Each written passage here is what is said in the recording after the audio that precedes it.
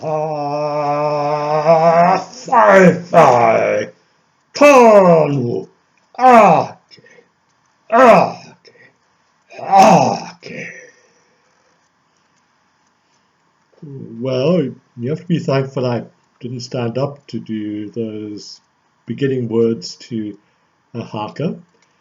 They basically mean we will fight you forever, forever, and forever.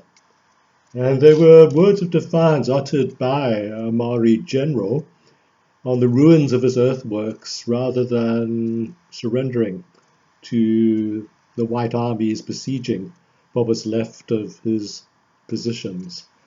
This was in what we call the Second Taranaki War in New Zealand. Now, I've put up a glossary on BLE of the Maori names that are involved in today's lecture. So don't worry if you don't get them all right now. And in fact, you don't really have to get any of them except Te Kuti.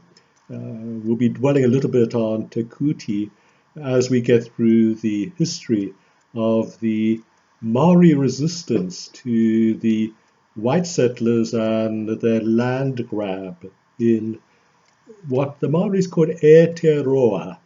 That's their name for what we call New Zealand. Airterror, the land of the long white cloud. And in fact, if you fly to New Zealand and if your plane comes in an approach that's low, you can see through the nose camera that the first sight of land is in fact land that looks like a long white cloud. Maori maritime navigators were able to observe this, and it is meant to depict a country of extreme beauty. The long white cloud is shaped like a fish swimming southwards towards Antarctica, and this giant fish was meant to have been fished up from the depths of the ocean by the Maori demigod Maui, and basically became, on the surface of the waters, a beautifully vegetated, eventually populated country called Aotearoa. Now, what happened is that, as all over the world, colonization came to New Zealand. But it came in a very, very strange way, unlike in many other territories. The British, in an attempt to outrace the Dutch, who were their primary rivals to colonize the country, thus New Zealand, which had already been a name given by early Dutch explorers, Zealand being part of what we now call the Netherlands, for instance. In a race against the Dutch, the British sent their nearest naval captain, a very young man, a very idealistic man called Captain Hobson, who was meant to lay claim to the country in the name of the British Crown. He did it in a rather special way. He convened an assembly of the Maori chieftains at a place in the northern part of the North Island called Waitangi, and there they signed the Treaty of Waitangi. This treaty gave the Maori chieftains and their peoples rights over their land. The land could be sold to white settlers, but those lands they did not wish to sell, they should have the right to retain. Now, this of course was something begging to be breached, and indeed after Hobson's time, he died quite young and in fact is buried in Auckland, New Zealand. After his time, white settlers began to multiply in number and certainly were not mindful of the treaty, not wishing to observe the treaty, and began to seize the land. This, of course, provoked a very great deal of Maori resentment. And one of the great accomplishments of modern New Zealand legislation came, in fact, in 1975 with the recognition by the courts that the Treaty of Waitangi, signed by the chiefs and by Hobson, was in fact justiciable. In other words, it existed under law, and you could bring lawsuits underneath the provisions of the Treaty of Waitangi. So ever since then, there has been a sequence of settlements, of compensation for land, of return of land, and the declaration of the inalienability of remaining parts of land in Maori hands. So it has become, as it were, one of the breakthrough pieces of legislation in the modern history of race relations. The Canadian First Nations policy is essentially based on the New Zealand policy, but didn't really go quite as far. Now, it didn't happen overnight. This recognition of things to do with the legality of Maori claims, or even to do with the dignity of the Maori nation. After the Maori Wars, and we'll be dealing with this, that really raged throughout the 1860s, what you had after the defeat of the Maori armies was a huge loss of morale and a decline in terms of the Maori population. At one point in time, the 1920s and 1930s, it was felt that this was a nation that was going to die out. The renaissance of the Maori people actually awaited quite a late stage in the early 1970s.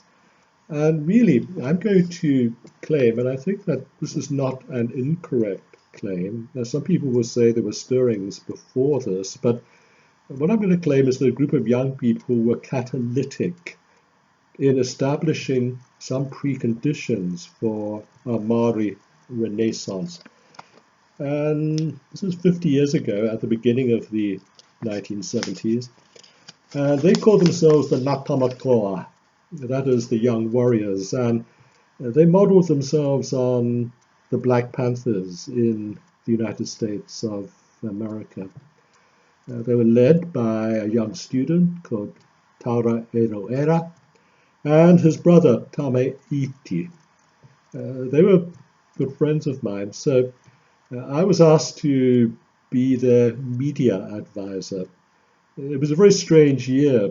I think this was 1971, and I became the media advisor for both the Ngatamatoa and a bunch of other groups, including the very first women's liberation group in the country and the very first gay liberation group in the country, despite my not being Maori, female, or gay, on the specious grounds that I was meant to know how to write a press release. So it meant that in one way or another, I was plunged into the heart of agitation, because these were quite militant groups. There was none of your polite middle-class drawing room discussions about what to do. A very great deal of direct action, very much in the spirit of the late 1960s as they broached over into the early 1970s. But the Ngatamatoa, in its militancy, alerted people to the need for actual restitution of rights, restoration of dignities, and the renaissance of Maori culture and Maori language. So this was regarded as something radical. Everybody had learnt a few Maori words at school. Maori culture was treated almost like folklore rather than actual history. But the idea that there could be, as it were, parallel languages, national languages, English and Maori, was something that took quite some time to take hold. Even now, it meets resistance. And even now, the socio-economic position of Maori, because they're still recovering from the collapse of morale and of numbers, that still provokes controversy in New Zealand. But it would be very rare these days for people completely to reject the idea of te reo Māori, Maori language, and to include at least some catchwords of Maori in everyday conversation. So there's at least a genuflection, a gesture to at least the partial success of the project that began in the early 1970s, or so I thought. But as I said, one of the brothers, Tamaiti, who founded Ngātamatoa, I found that he'd become an extremely controversial figure when, how many years ago is this now? In 2007, 13 years ago, I was invited to return to New Zealand. I don't go very often. And I was invited to receive a bunch of honours by the University of Auckland. And I found almost immediately upon landing that Tamaiti had been arrested. He had been trying to establish an independent republic in the Urewera Mountains for the Tuhoi people, for want of another word, a tribe of the Maori people. They themselves use this word tribe reasonably freely.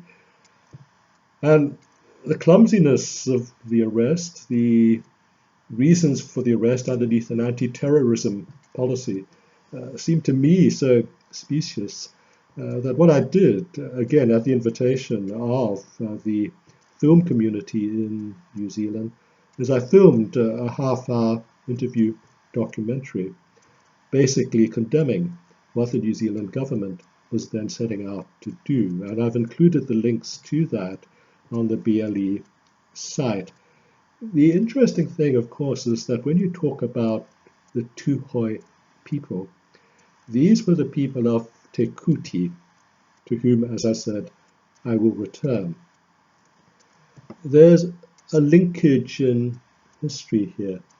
In the name of Te Kuti, who was regarded by some as a military general of the Maori Rebellion, by others as a prophet and philosopher and teacher, someone who was literate and very able to communicate in both English and Maori, and by others simply as a pestilential troublemaker. But we'll be looking at his thought on the Just Rebellion.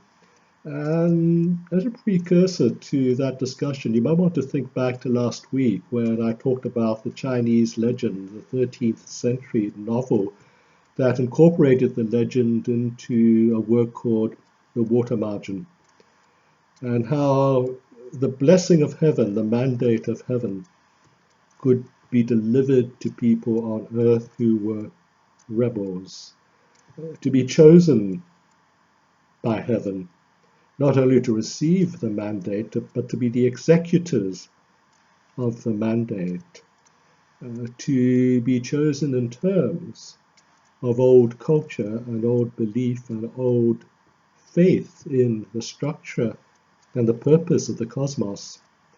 Those are things which also featured in Te Kuti's teachings during the Maori Rebellion. But this rebellion went through many phases, and as I said, what you had was very, very much a long period of denial that the Maori people had rights, and above all that they had culture that was worth investigating. Now, New Zealand is a very small country, so when I talk about the work of Professor Judith Binney, who has died, then you have to think that it being a very small culture, her first husband, Don Binney, was a very, very famous New Zealand artist. Well, he was my art teacher at school.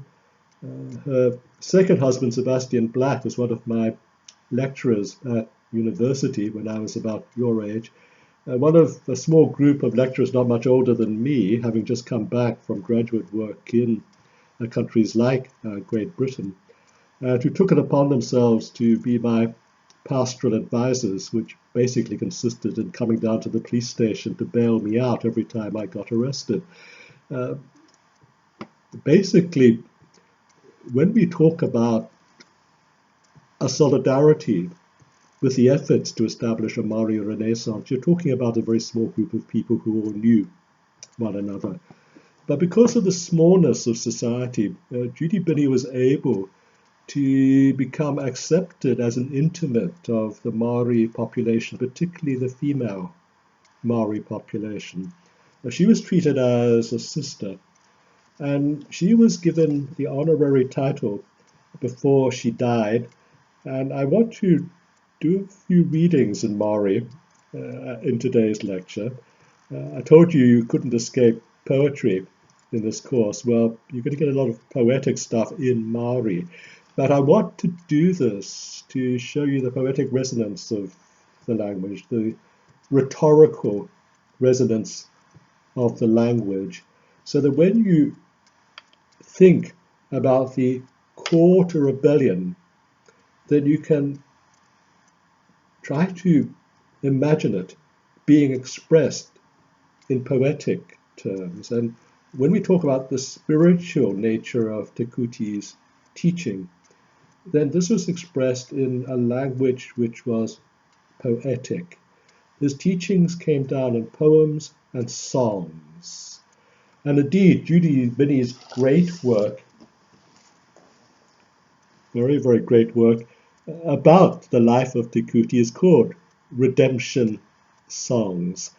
And you can see it's a vast volume in which many of his songs and poems are recorded, both in the original Maori and also in English translation. So those of you who have any great interest in this, don't plow your way through the entire book. Just have a look at some of the poetry, some of the songs. But Judy was given the title Te Tomairangi o Te Aroha, which means the dew that falls from heaven. She, of course, valued that shortly before death. It was conferred upon her. She valued that more greatly than any of her academic titles or state titles. She was made a dame in one particular honours list. And she was buried with extreme reverence by the Maori community. I'm going to read just a short piece from the funeral ceremony. It's again a very evocative piece. I'll read it first in Maori, and then I'll give you the translation in Maori. Kua rero atu a Judith Binney, e te mate I te ranei. E hoa korero no na matua, ka mohio aiha, ki aiwa mate ka puta te aroha, ki aia ka noha. Iai ki te rapa I te aio I te po, I na korero e pono ana a ki te, Vakatika katika I na korero a na pakeha. Nana ne korero mo te matua tangata. Kare nei I te ia e tata te korero. Okay, I'm going to translate that into English now. The term pakiha is not translated. It's left as it is. It means white man. Okay. Judith Binney passed away today, a friend from her discussions with our elders, where she became aware of their trials and felt compassion for them. And so she set out day and night to find the true story and to correct the histories by the Pakeha. She told the stories about the important people that we had not been able to tell. And that is, I think, a great accomplishment. Essentially a history, both of written materials, but also oral histories. Deploying an oral historiography, which was extraordinarily impressive, in which there was the reclamation, the recapture of a very great deal of the old wisdom. So she was revered for what she had accomplished. She was adopted into the nation of Maori and as a sister to Maori women. And as I said, there was great mourning when she died and when she was buried. But let's have a short history of the Maori uprising, the Maori Rebellion. It came in stages. As I said, the Treaty of Waitangi underneath Captain Hobson was signed in 1840. It didn't take long before it was being broken by the first waves of white settlers. And Honeheke rose up in 1845 to cut down the British flag mast. This is an act of flagrant and symbolic rebellion, cutting down the mast for the flag, basically refusing British rule. And this set into train armed rebellion. He himself didn't accomplish very much because the pushback of the European military capacity was much greater than what the Maoris were able to mobilize at that point in time.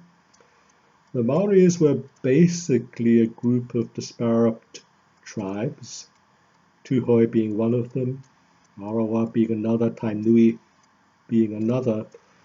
And they realized that the only way they were going to resist what seemed like a formidably united and a formidably equipped European push into their territories and against their cultures and their beliefs was if they themselves became united. So they basically did three things. They had a good look at the European military might, and they thought, we better get as good as they are in terms of being able to use modern weapons, in terms of military strategy, unlike the last emperors of China, for instance, as we discussed last week. They took another look at the institutions of the European colonizers, a very close look at the organizational matrices that the European authorities used, and then they thought, okay, well, we'd better unite using something similar in terms essentially of state organization so that we can basically resist as a state against an encroaching state. And thirdly, they said, look, they're united because they have this coherent faith. They are all Christians. They think they're the chosen people and that this somehow justifies their seizing the lands of other people. Actually, we find much that is attractive about this faith, but we're not going to take it at face value. And so the whole movement towards syncretic religion began, combining what they thought were the key motifs of Christianity with traditional Maori beliefs, not unlike what happened in the phenomenon that I described in our seminar last week of the Taiping Revolution in China, where you take parts of the Bible that are resonant to you, you traditionalize them, as it were. You absorb them on your own terms. So those three things were the foundations for the most prolonged part of the Maori Rebellion. That is, try to match military power, try to match state organization, and try to establish a belief system which could be as powerfully mobilizing as the European Christian sense of belief. And this came to a head in 1868. And this came after a convention, a meeting of Maori leaders. They used very, very resonant terms. They basically met in a meeting house which was called Tai Poro Henui, which means let's end this business. And they elected a Maori king. And they thought the only way we're going to be united is if we elect a king. Unite all the tribes, or as many as we can. Not everyone agreed, but as many as we can, underneath the kingship. And let's establish some instruments of kingship. We need to have not only a king, we need to have a council of state, a parliament, in other words, a flag, a code of laws, the king's resident magistrate, police, the king's surveyor, since, of course, who owned what land was going to be key. The role of a surveyor was going to be also key. And they composed, this council, many polemics and many songs, one of which had the verse, "Let the mad drunkards set off to Europe, to their diggings, the sugar, flour, biscuit, tea consumers." That's all. This country still possesses great power. The king shall encircle the entire island. And so the rebellion began, the king's rebellion began amidst defiance, but also amidst poetry. Many years later, in fact, in the 1970s, late 1970s, I wrote a book of poetry based on this saga called Songs of the Maori King. I didn't keep many copies for myself. It was published in Canada by the University of British Columbia Press. The poetry arm was called the Sononis Press. And to my horror and consternation, as the 2000s began, and I thought I better get some more copies of my own book, I found that second-hand copies were selling on Amazon for $1,000. Thankfully, there's been a second print run, and it's no longer selling for $1,000. So I only had one copy of my own book for many, many decades. Songs of the Maori King was basically trying to capture in English some of the poetic nature of the rebellion. And in terms of the syncretic belief, the first king, whose name was Potatau I, he adopted all kinds of biblical rites of passage, just as Jesus went into the wilderness for 40 days and 40 nights to endure temptation. So Potatau also took himself off to the wilderness to meditate, to seek God's help for his rebellion. The rebellion, as I said, underneath Potatau began in the late 1850s, 1858. It went on into the 1860s. At some stages, what you had was the mobilization of 18,000 European soldiers. Because don't forget, the European authorities were able to import soldiers from other colonies, such as Australia, for instance, but even from further afield. The Maori armies never really numbered at their peak more than about 4,000, but they armed themselves with modern rifles.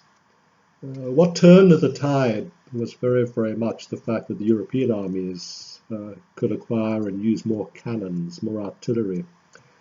And so it was very, very much in an artillery exchange in the Second Taranaki War that the recitation of defiance with which I began this lecture was given.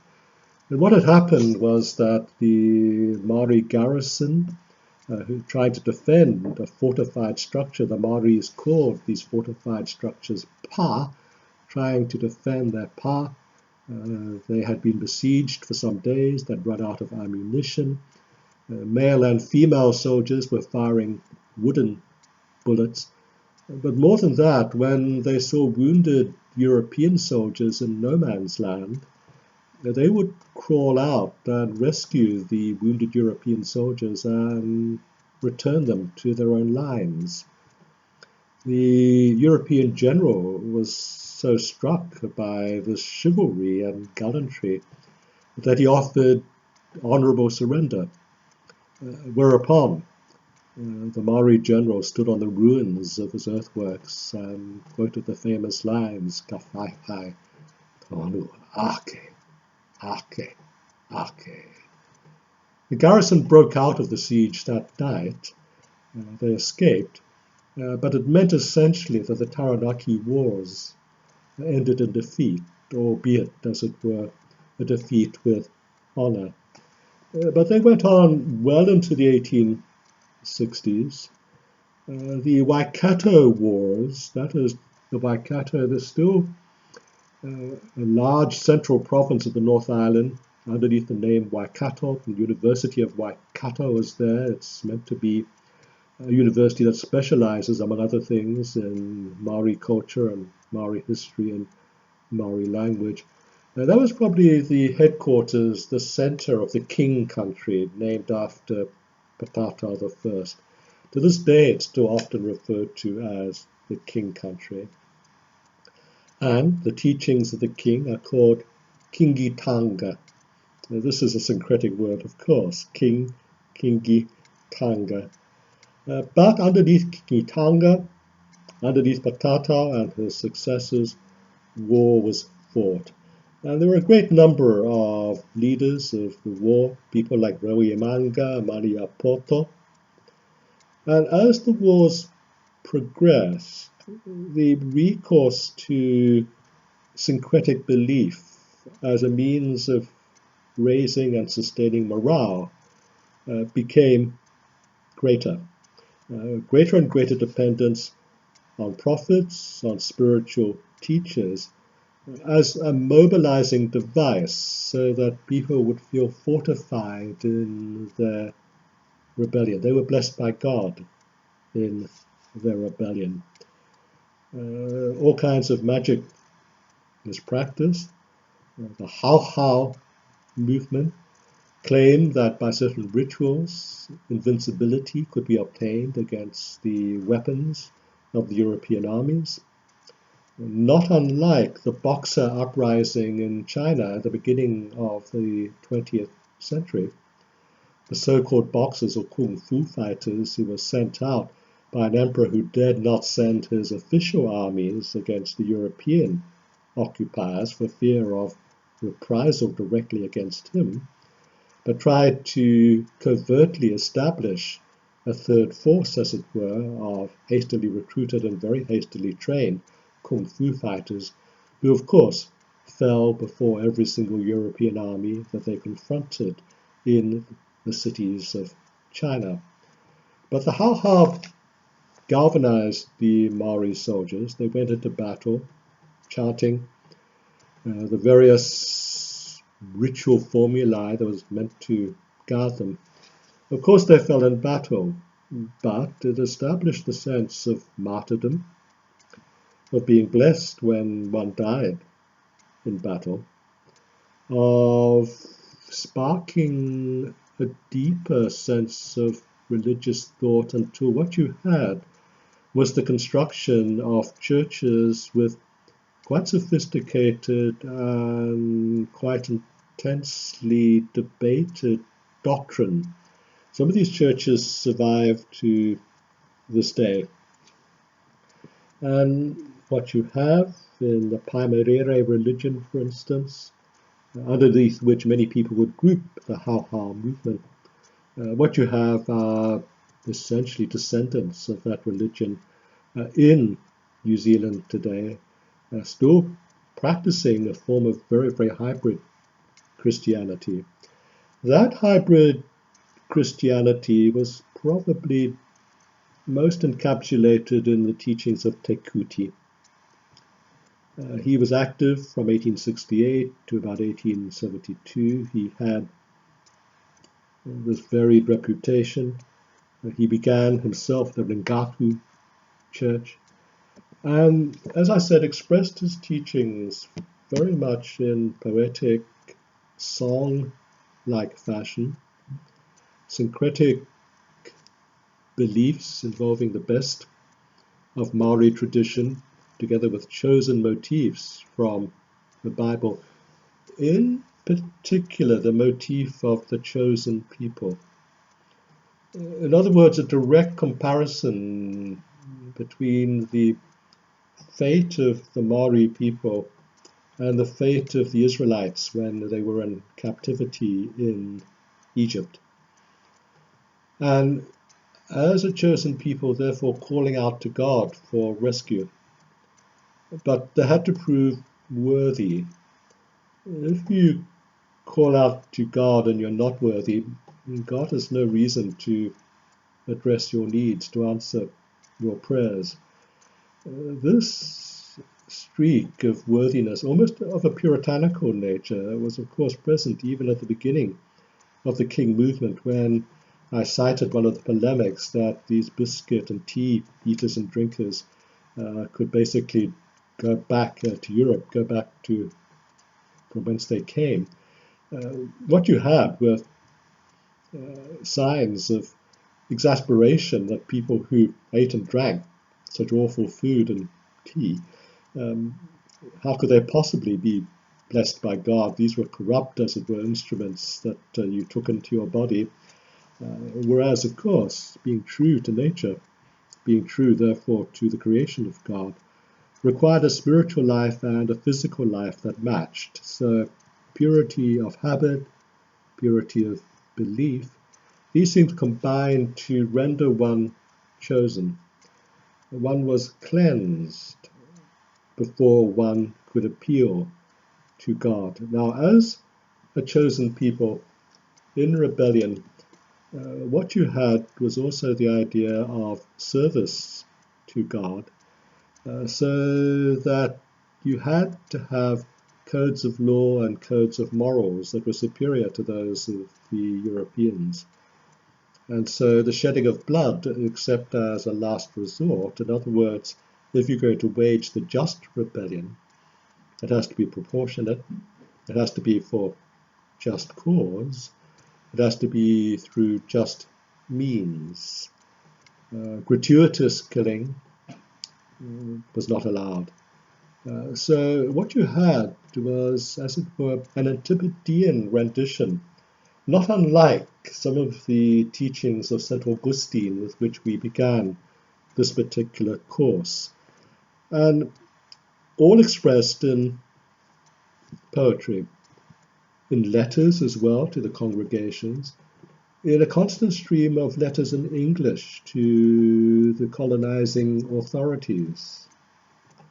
In the end, the colonizers, although they finally defeated Te Kuti and imprisoned him, released him, thinking that he would do more good, being encouraged to be a responsible leader of his people, putting the complaints of the people into writing, than being locked up and being regarded as some kind of martyr to the cause of freedom.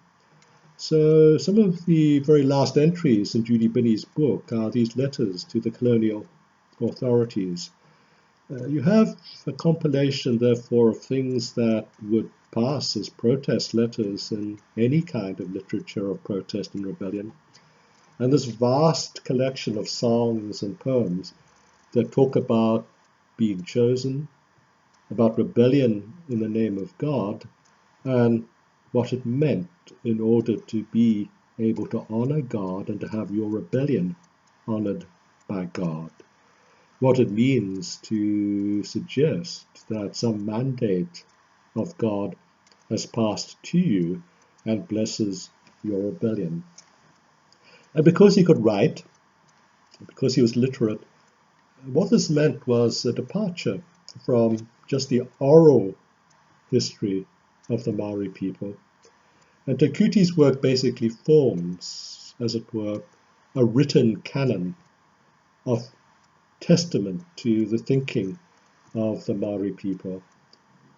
So much so that when you look at the work of other scholars in New Zealand, like Andrew Sharp, who was also my politics tutor, he wrote a very, very great book called Justice and the Maori, in which he used both English from the English Civil War, forms of political philosophy, and an interrogation of Maori political philosophy to uncover the meaning of justice in the Maori cosmic view of what was right and what was wrong in terms of behavior in the universe. And Andrew's key conclusion was that the defining motif of the Maori conception of justice was kindness. So if you take this sense of kindness and you substitute it for the sense of gallantry and chivalry that the European commander ascribed to the Maoris rescuing his own soldiers and returning them to European lines, this was regarded as chivalry by the European commander, perhaps regarded as kindness by the Maori warriors who risked their own lives to return these soldiers to European lines, while all the time defying the European commander and refusing to surrender even on honourable terms. So what you had was an entry into history not only of defiance and of justice, not only of syncretic religion, which lasts in many ways to this day, but you had also the nascent sense of philosophy, social and political philosophy, ethical philosophy, all of which still requires much debate and untangling in the debates about Maori Tanga, Maori culture today, so that the Renaissance that basically began in the 1970s is still not yet fully accomplished. There's a liberal environment in New Zealand right now, so whether or not this is going to accommodate further development of the restitution and the Renaissance and the recapture of things Maori, that remains to be seen. But what you had, as I said, was a spiritual foundation to rebellion which was syncretic, a sense of justice, a sense of purity, a sense of being chosen, and a sense perhaps of nobility.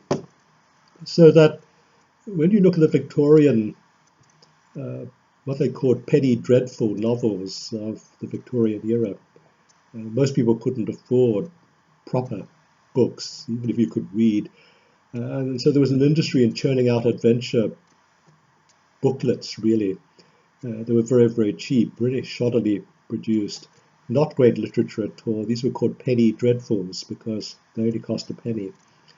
But these were basically adventure novels or novellas, particularly from the South Seas, in other words, the Pacific.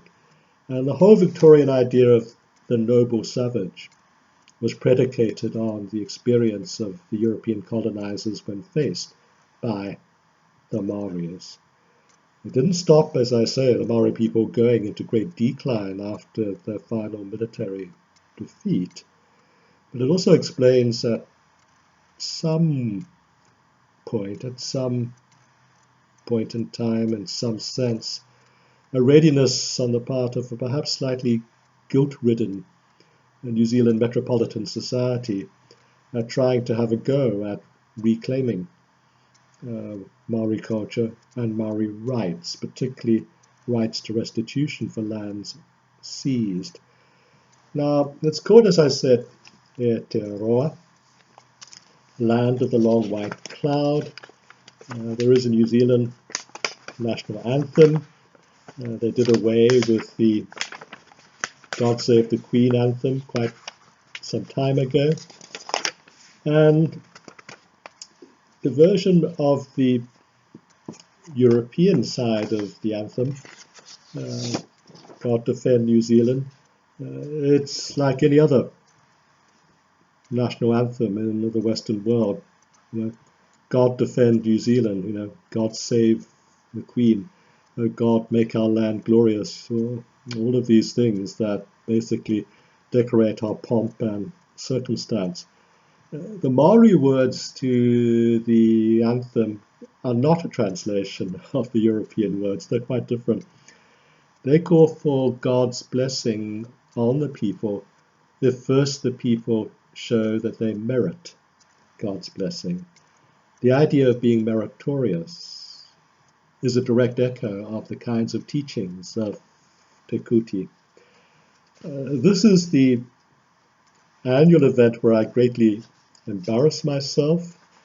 It's a bit of a tradition now in my classes at SOAS. It gives you something to laugh about and giggle about when you go on your WhatsApp groups or whatever social media groups you might be using. You can see in the background the neck of a Fender Jazz bass. That's on the other side is a Fender Stratocaster, which you can't really see. That's a testimony to my career as a failed rock and roll guitarist. Also a sort of career as a failed opera singer.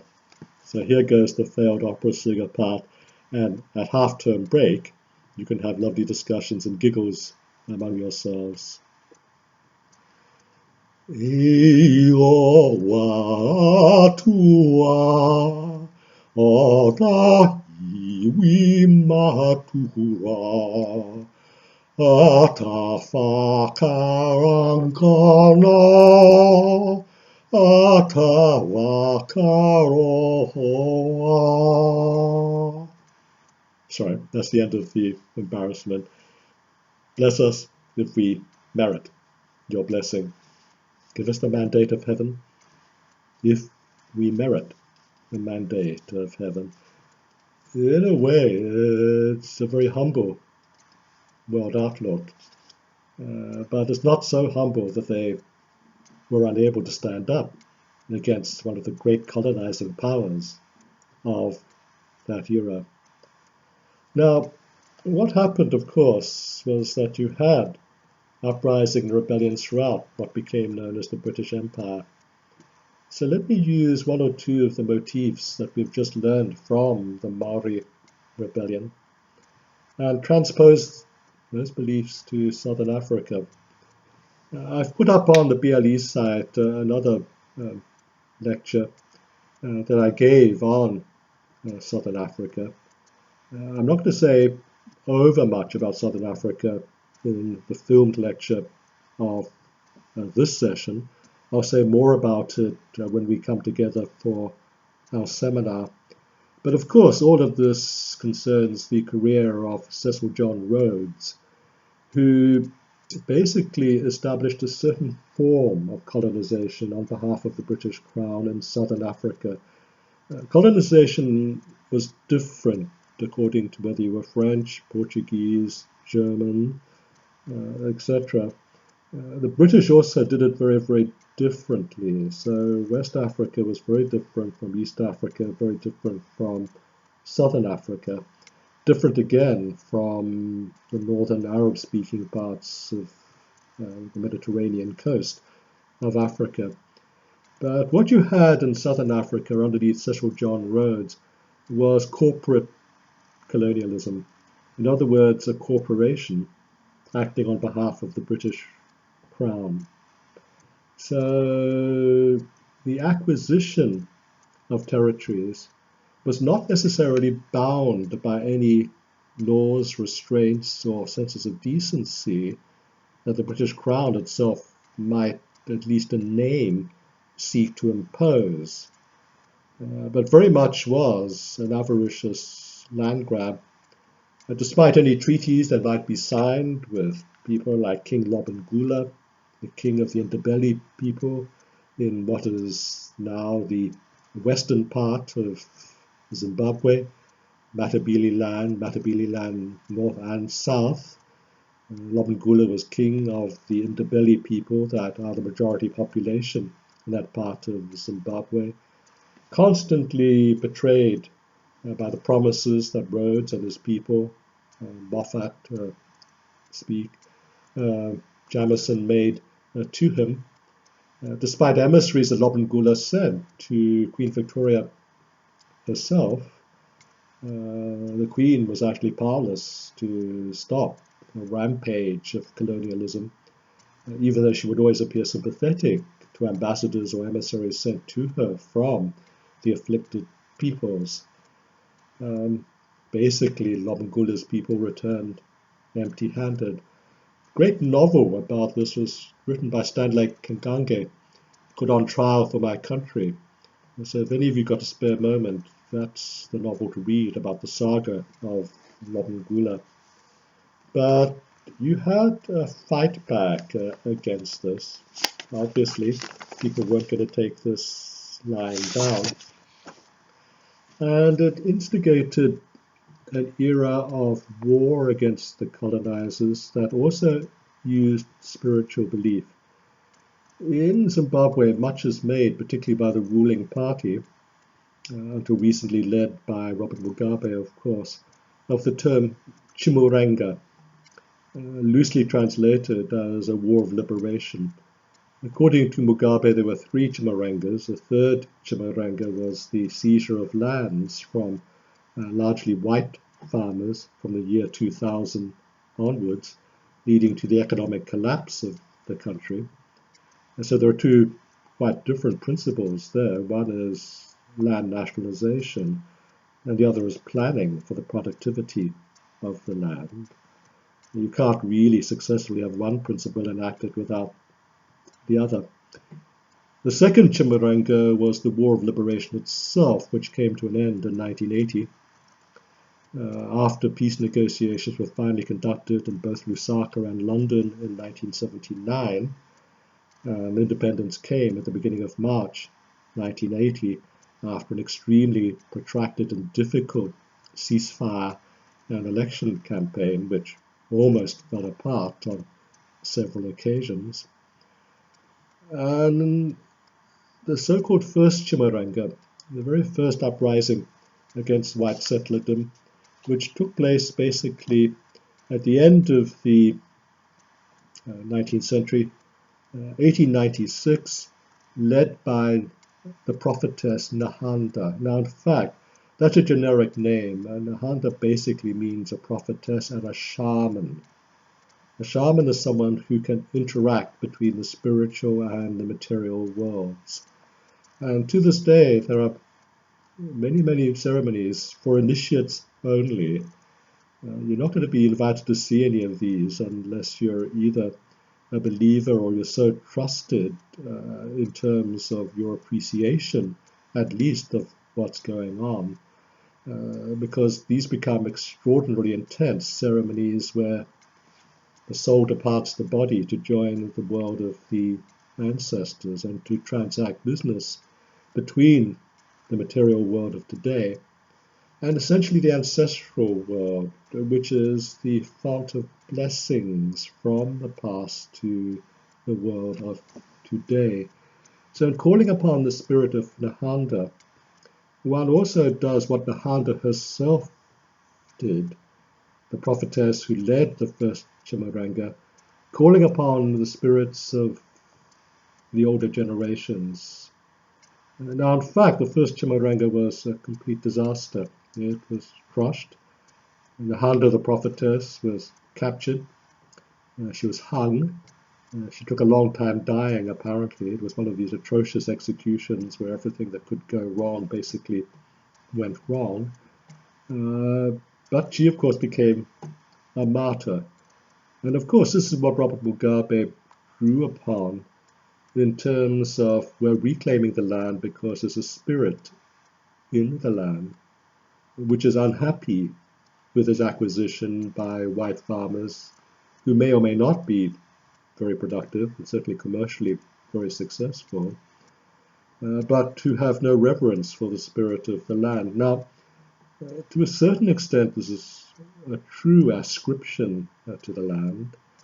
In other ways, it's also something which suited Mugabe's sense of justification. Terence Ranger, however, and I've cited his work in the BLE page, wrote a very, very fine book called Peasant Consciousness and the Guerrilla War in Zimbabwe, in which he does give very, very great credence to the motivating force of the spiritual side of the reason for rebellion, a spiritual side drawn from an affiliation to the land, a spiritual affiliation which is bound up also in terms of cultural links with the ancestors. So you have something here which is not unlike in some ways the Maori uprising and its beliefs.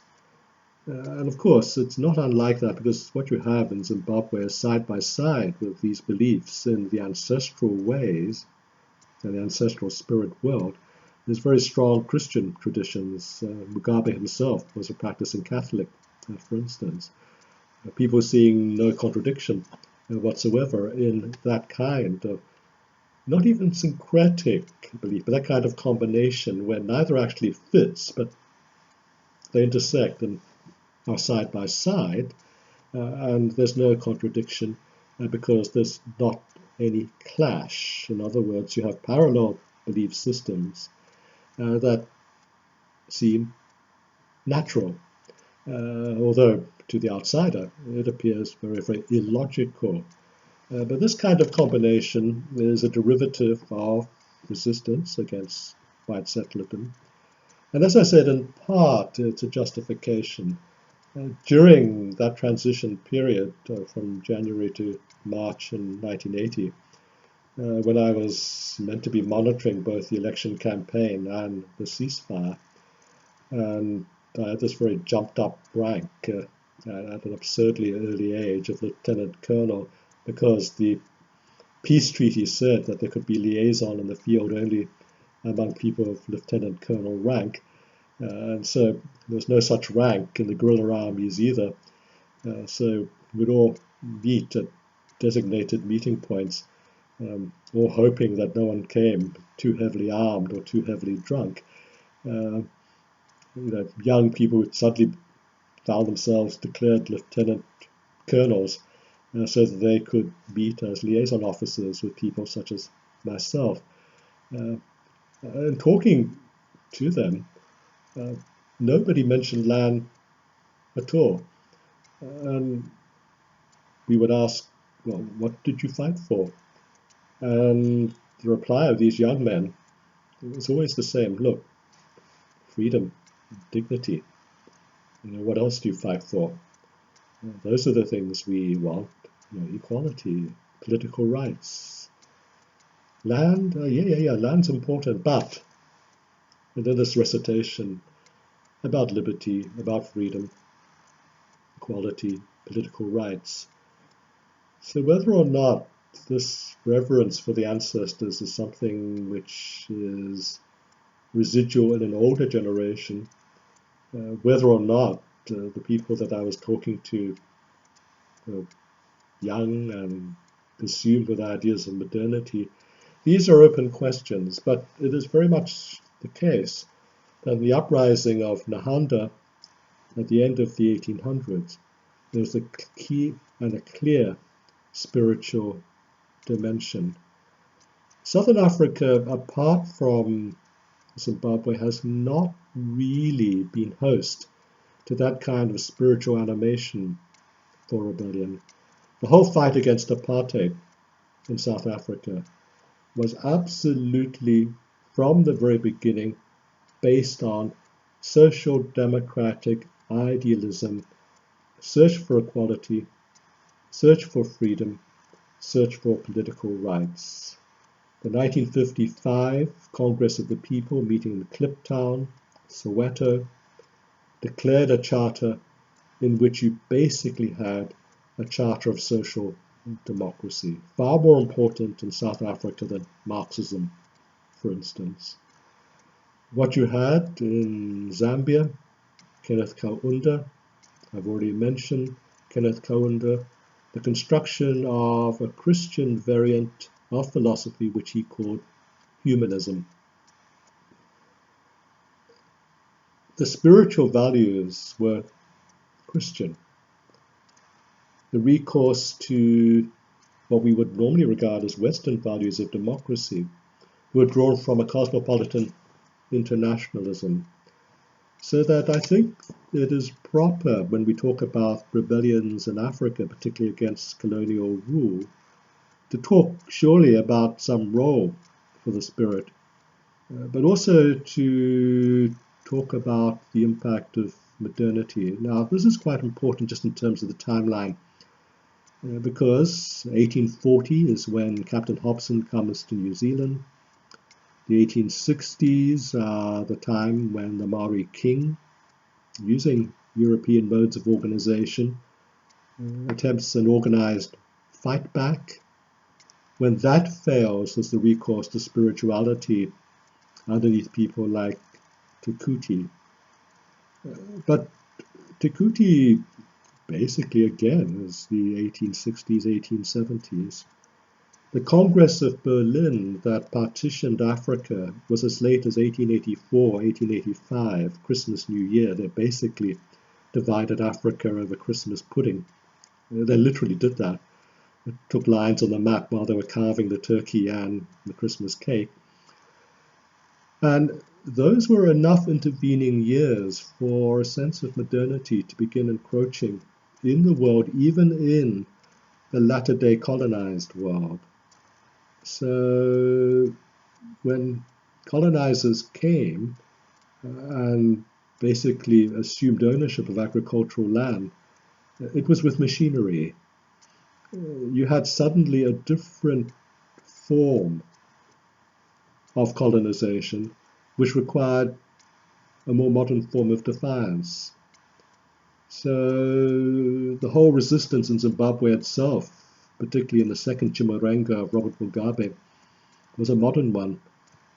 Chinese training, Chinese and Czech arms. When the liaison officers from Mugabe's army met me and seeing I was Chinese, they would pull chopsticks out of their webbing saying, "We're so delighted to see you. Look, we're going to cook Chinese for you tonight. Our Chinese instructors taught us how to do it. And you can see that in our everyday life we eat with chopsticks. Thank you to your people for helping us." So the cosmopolitan, international, and technologically modern aspects of rebellion perhaps supersede or at least are equal to the more romanticized spiritual side of rebellion. Certainly in the case of Nahanda, that was her sense of justice, that the ancestors mandated rebellion. In the case of Mugabe, far more modern reasons in terms of the justification for his third Chimurenga, the failed experiment of seizing the land without planning. Well, maybe not so much a justice, but a justification. Some justice, certainly. The majority of the people should own the majority of the land. That's a principle. How you go about enacting it, the mechanics of it, well, that is the subject of good government. And there's not been a great abundance of that recently in Zimbabwe. As I said, we'll discuss the question of Southern Africa in more detail in the seminar. For now, you can have little giggles about my Maori pronunciation and my efforts to sing part of the national anthem for Airterror, the land of the long white cloud. So thank you very much, ladies and gentlemen.